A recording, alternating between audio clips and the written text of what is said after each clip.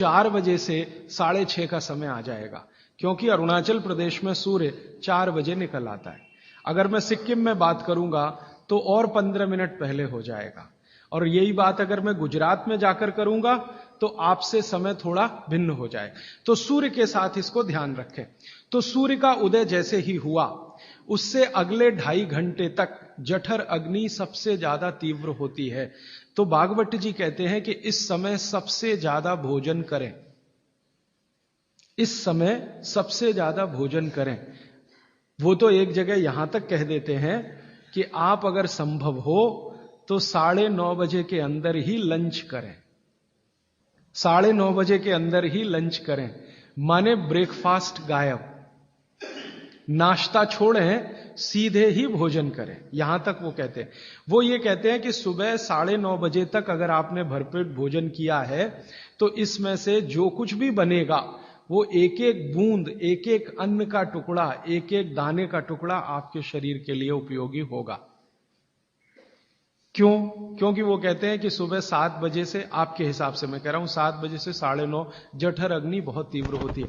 भागवत जी ने एक और रिसर्च किया था कि शरीर के जो अलग अलग अंग हैं, जैसे हृदय है हृदय, और जैसे जठर है जठर, जैसे किडनी है, जैसे लीवर है, इनके काम करने का अलग अलग समय है। जठर अग्नि के काम करने का सबसे अच्छा समय है 7 से 9:30, सूर्योदय से 2.5 घंटे तक। फिर इसी तरह से हृदय, हृदय के काम करने का समय है सबसे ज्यादा ब्रह्म मुहूर्त से 2.5 घंटे पहले। ब्रह्म मुहूर्त आप समझते हैं 4, 4:30, तो 2, सवा 2 बजे, 1:30 बजे से लेकर 4 बजे के बीच में हार्ट सबसे ज्यादा सक्रिय होता है, और सबसे ज्यादा हार्ट अटैक उसी समय में आते हैं। किसी भी डॉक्टर से पूछ के देख लीजिए, क्योंकि हृदय जब सबसे ज्यादा सक्रिय होगा तो हृदय घात भी उसी समय होगा। इसलिए 99% हार्ट अटैक अर्ली मॉर्निंग्स में ही होते हैं, क्योंकि हृदय के काम करने का उस समय सक्रियता सबसे ज्यादा है। इसी तरह हमारा लीवर है, इसी तरह किडनी है। इसकी पूरी एक सूची मैंने बनाई है, बाहर पुस्तकों में है, इसलिए विस्तार में मैं नहीं जाता। संकेत के लिए आपसे कह रहा हूं कि हर शरीर के अंग का काम करने का एक निश्चित समय है, प्रकृति ने तय किया है, उसको भगवान ने तय किया है।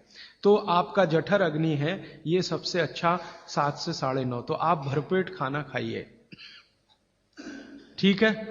फिर आप बोलेंगे जी दोपहर को भूख लगी तो थोड़ा और खा लीजिए, लेकिन भागवत जी कहते हैं कि सुबह का खाना सबसे ज्यादा, अगर आज की भाषा में मैं कहूं तो आपका जो ब्रेकफास्ट है ना, वो हैवियर से हैवियर होना चाहिए, भारी से भारी ब्रेकफास्ट। जितना खाते हैं ज्यादा भी खा लीजिए, कोई फर्क नहीं पड़ता। सुबह के नाश्ते में भरपेट खाइए। फिर वो कहते हैं दोपहर का भोजन अगर आप कर रहे हैं तो इसको थोड़ा कम करिए, नाश्ते से। दोपहर का भोजन नाश्ते से कुछ कम करिए, 1/3 कम कर दीजिए, और रात का भोजन दोपहर के भोजन का 1/3 कर दीजिए। अब सीधे से मैं कहता हूं, अगर आप सवेरे 6 रोटी खाते हैं तो दोपहर को 4 ले लीजिए और शाम को 2 ले लीजिए। अगर आपको आलू का पराठा खाना है या गोभी का पराठा खाना है, आपकी जीभ स्वाद के लिए मचल रही है, तो भागवत जी कहते हैं कि सब कुछ सवेरे खाओ। आलू का पराठा भी खाओ, गोभी का पराठा भी खाओ, मूली का पराठा खाओ, जो आपको खाना है। हालांकि जैन है तो आलू का पराठा तो निषिद्ध है, मूली का भी निषिद्ध है आपके लिए। फिर अगर जो जैन नहीं है उनके लिए आपको जो ज्यादा अच्छा लगता है खाने में, मैं आपको एक वाक्य में कहता हूं, जो चीज सबसे ज्यादा पसंद है वो सुबह खाओ। रसगुल्ला पसंद है तो सुबह खाओ, रबड़ी खानी है तो पसंद है तो सुबह खाओ, जलेबी खानी है तो सुबह खाओ, इमरती खानी है तो सुबह खाओ। जो भोजन आपको सबसे ज्यादा पसंद है वो सुबह खाओ, पेट भर के खाओ। वो ये कहते हैं कि इसमें छोड़ने की जरूरत नहीं है, पेट भर के खाओ तो पेट की संतुष्टि हुई, मन की भी संतुष्टि होती है। और भागवत जी कहते हैं कि भोजन में मन की संतुष्टि पेट की संतुष्टि से ज्यादा बड़ी है। मन हमारा जो है ना, ये खास तरह की वस्तुओं से या हार्मोन से या एंजाइम से संचालित है। मन को आज की भाषा में डॉक्टर्स लोग जो गिनते हैं ना, हालांकि वो है नहीं, लेकिन उन्होंने जो कहा है वो पीनियल ग्लैंड के बारे में है। ये जो पीनियल ग्लैंड है ना, इसमें से बहुत सारा रस निकलता है, जिनको हम हार्मोन्स कह सकते हैं, कुछ एंजाइम्स हैं। ये संतुष्टि के लिए सबसे आवश्यक ग्लैंड है, पीनियल ग्लैंड। तो भोजन अगर आपको तृप्त करता है, भोजन में एक तो पेट भरना है और एक तृप्त होना, तृप्त करेगा तो पीनियल ग्लैंड आपकी सबसे ज्यादा सक्रिय है। तो जो भी रस और एंजाइम चाहिए शरीर को, नियमित रूप से समान अंतर पे निकलते रहते हैं। और जो भोजन से तृप्ति नहीं है तो गड़बड़ होती है पीनियल ग्लैंड, और पीनियल ग्लैंड की गड़बड़ी पूरे शरीर में पसर जाती है और आपको तरह तरह के रोगों का शिकार बना दे। अगर आप तृप्त भोजन नहीं कर पा रहे हैं तो निश्चित रूप से 10-12 साल के बाद आपको मानसिक क्लेश होगा और रोग होंगे। मानसिक रोग बहुत खराब है। आप सिजोफ्रेनिया के शिकार हो सकते हैं, डिप्रेशन के शिकार हो सकते हैं, आपको कई ऐसी गंभीर बीमारियां हो सकती हैं। भागवत जी कहते हैं कि आप भोजन करते हुए अगर संतुष्ट नहीं है तो 27 तरह की बीमारियों से ग्रसित हो सकते हैं। उनकी पूरी सूची है, वो पुस्तक में है। कभी भी भोजन करें तो पेट तो भरे ही, मन भी तृप्त हो। और मन के तृप्त और पेट के भरने का सबसे अच्छा समय सवेरे का ही है। अब मैंने ये भागवत जी के सूत्र को चारों तरफ देखना शुरू किया तो मुझे पता चला कि मनुष्य को छोड़कर जीव जगत का हर प्राणी इस सूत्र का पालन कर रहा है, मनुष्य को छोड़कर। क्योंकि मनुष्य को मैं मूर्ख मानता हूं, हालांकि मनुष्य अपने को होशियार समझता है, लेकिन मनुष्य से ज्यादा होशियार ये जीव जगत के प्राणी हैं। आप चिड़िया को देखो, चिड़िया, कितने भी तरह की चिड़िया, सवेरे सूरज उगते ही उसका खाना शुरू हो जाता है और भरपेट खाती है। 6 बजे के आसपास आप राजस्थान में निकल जाओ, गुजरात में निकल जाओ, सब चिड़िया अपने अपने काम पे लगी हुई है, खाना खाने में खूब जम के खाती है। और पेट भर गया, उसके 4 घंटे के बाद ही पानी पीती है, दोपहर को ही पानी पीती। गाय को देखो, सुबह उठते ही सूरज जैसे ही निकलेगा गाय का खाना शुरू हो जाएगा, भैंस का खाना शुरू हो जाएगा। बकरी, बकरे, भेड़, गधा, घोड़ा सब सुबह उठते ही खाना खाना शुरू करेंगे और पेट भर के खाएंगे, छक के खाएंगे, फिर दोपहर को आराम करेंगे।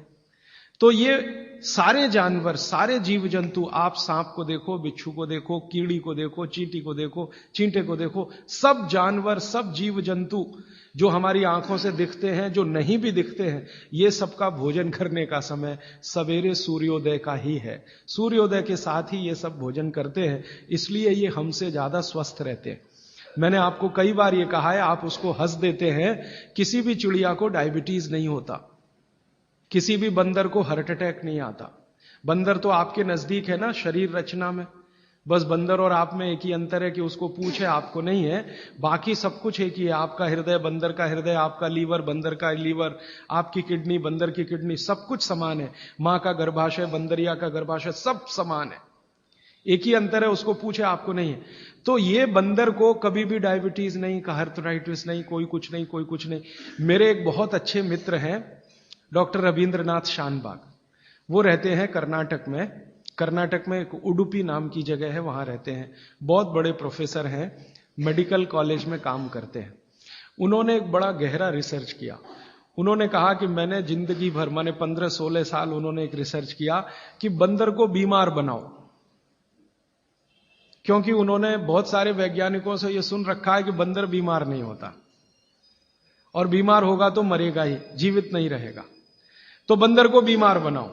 तो उन्होंने तरह तरह के वायरस और बैक्टीरिया बंदर को डालना शुरू किया, कभी इंजेक्शन के माध्यम से, कभी किसी माध्यम से। वो कहते हैं कि मैं 15 साल असफल रहा, बंदर को कुछ नहीं हो सकता। और मैंने कहा कि आपने ये बता दिया कि ठीक है बंदर को कुछ नहीं हो सकता। वो कहते हैं कि मैंने बहुत कोशिश किया कि उसके ब्लड का कोलेस्ट्रॉल बढ़ा दूं, बढ़ता ही नहीं। तब उन्होंने एक दिन रहस्य की बात बताई, वो आपको भी मैं बता देता हूं कि बंदर का जो ब्लड है ना, उसका RH फैक्टर दुनिया में सबसे आदर्श है। और आपका RH फैक्टर जब नापता है ना कोई डॉक्टर, तो बंदर से ही कंपेयर करता है, वो बताता नहीं आपको, ये अलग बात है, कंपैरिजन बंदर से ही होता है। कारण उसका है कि उसको कोई बीमारी आ नहीं सकती, ब्लड में कोलेस्ट्रॉल बढ़ता नहीं, ट्राइग्लिसराइड कभी बढ़ता नहीं, डायबिटीज कभी होती नहीं, शुगर कितनी भी बाहर से इंट्रोड्यूस करो उसके ब्लड में टिकती नहीं। तो वो प्रोफेसर साहब कहते हैं यार ये सब एक ही चक्कर है कि बंदर सवेरे ही सवेरे भरपेट खाता है, जो आदमी नहीं खा पाता। तो वो प्रोफेसर रविंद्रनाथ शानबाग ने कुछ अपने मरीजों को कहा कि देखो भैया, बंदर की तरह से खाओ, माने सुबह सुबह भरपेट खाओ। तो उनके कई मरीज हैं जिन्होंने पर उन्होंने एक्सपेरिमेंट किया और वो